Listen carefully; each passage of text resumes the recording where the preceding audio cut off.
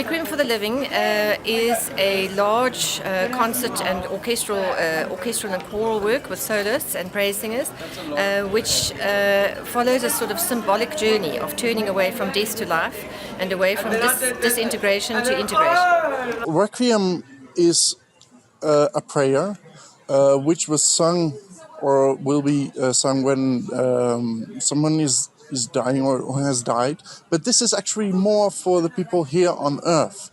And it has the horrifying elements of the Dies Irae, where we are condemned.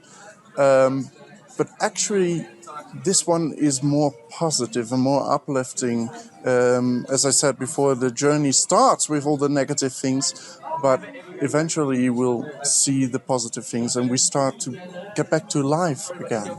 I think they can expect a real spectacle, and there's a lot of variety. It's a huge ensemble. There's a voice soprano, a mezzo soprano. These are beautiful voices, solo voices. Two marvelous choirs, rather different to the Gauteng Opera Chorus and then the HP Chorus from Pretoria, and the praise singer element with the kudu horns and the indigenous instruments. Also a mbira in one movement, symbolizing the rain. All different colors, harp, instruments that are often not played with an orchestra, like an alto saxophone, and the music's very accessible. It's quite easy listening, and there are foreign notes, or what people would call foreign notes, in the music. So there will be some things where people will sit up and say, that's interesting, that's different, but all of it is, it's appealing. I've written music that's deliberately appealing because I like people to listen to my music.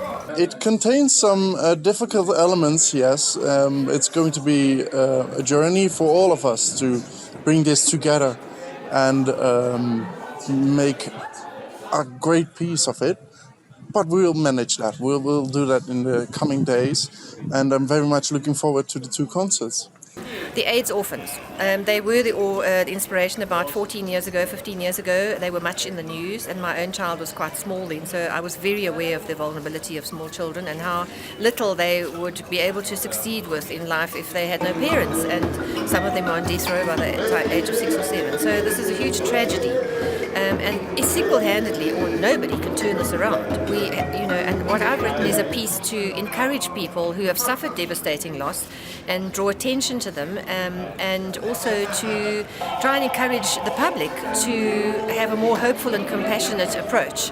We all suffer a bit from donor fatigue, and it's like, when another problem comes up. But the fact is that if we work together, we can overcome those problems. And I also think it's a way of overcoming our differences in society, with the haves and have-nots, to loosely term it. But, we're all human beings. And we all share the same planet. And I think we can really still be kind to one another, even if we don't agree. It's a journey from Rexleigh yourself, actually. Just removing all the bad things from the past and start a new life with a lot of positive things.